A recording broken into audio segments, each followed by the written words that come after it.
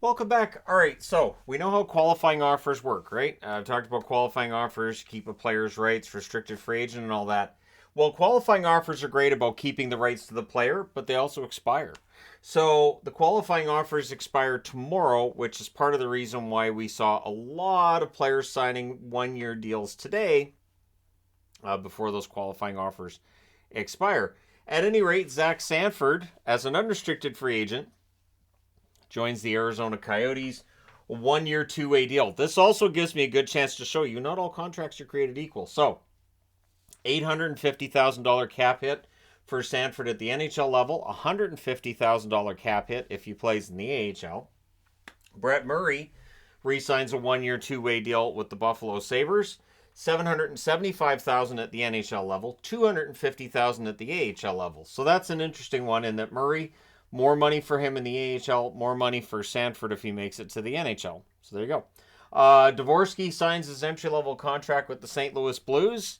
A very NHL-ready player in his build and his development, and we'll see how things go for him with the Blues this year. Jonathan Gruden re-signs with the Pittsburgh Penguins. Again, 1 year, two-way deal. And again, let's take a look at the upside and the downside. In the NHL, it's league minimum, $775,000, so the same as Brett Murray. But at the NHL level, $100,000. So again, quite the difference, isn't it?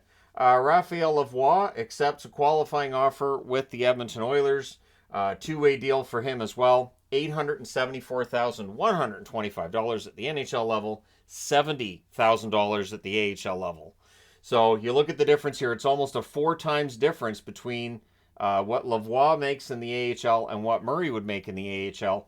And at the NHL level, Lavoie would make more. So it is a tremendous difference in that contract between the NHL money and the AHL money.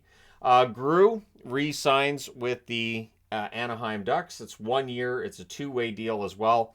$775,000 at the NHL level. So again, league minimum. At the AHL level, it's $100,000. But this one's a little different in that there's a guaranteed number in there. So if he spends the whole year in the AHL, instead it's $115,000. So he gets a bit of a bump at the end of the season. Or if he plays at the NHL level and he's already made $115,000, well, he's already made that guaranteed and gone above and beyond, right? Damiani has also re-signed with the Dallas Stars. 1 year, two-way deal. $775,000 at the NHL level, $117,500 at the AHL level. So this is why I talk about guys in the AHL and playing for the love of the game and all this. Some of these guys make good money. Some of them, I mean, it's a decent living. Absolutely. Yep. But $70,000 for Lavoie if he's playing in Bakersfield. It's a far cry from the $874,125.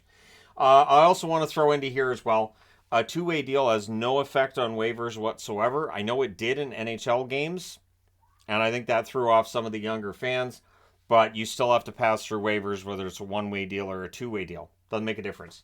And then the Galchenyuk news continues to roll out. The police report, we now know what's in it. He was definitely intoxicated. I don't know on what. I didn't see anything about a toxicology report. I would imagine there's one coming. I don't know if that's going to be released publicly. But he said some things to some police officers, both before his arrest, after his arrest, on his way to being thrown in the clink for a little bit to sober himself up. And just overall, it's not looking great for Galchenyuk. So the more details that come out about this, I think it makes it difficult for the NHLPA. If they were thinking about stepping in, I don't know that they can. And I know I've seen the comments too about, well, there's worse things that happen in the NHL and they don't punish those players. But really, this report, once it came out, just reading through all the details, it's on The Athletic. I know Athletic requires a paid subscription, but it's also on Sportsnet. It's on Yahoo Sports. It's really all over. I'm not getting into all the details because it's kind of ugly. But yeah, for Galchenyuk, hopefully he gets the help he needs. Like, clearly he was not in his right mind. When they were on the scene, he wasn't in his right mind. I'm actually kind of surprised that driving under the influence wasn't listed, because clearly that seems to have been the case. Maybe that's what they're waiting for.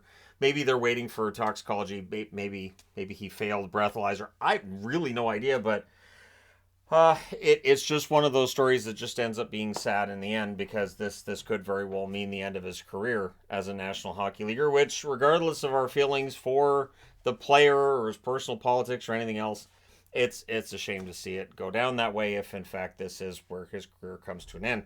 But at any rate, there you go. Let me know your thoughts. Don't forget to hit like and subscribe if you're browsing your way through. You just happened upon this video. Thank you guys so much for watching, for all your support. I will talk to you again soon.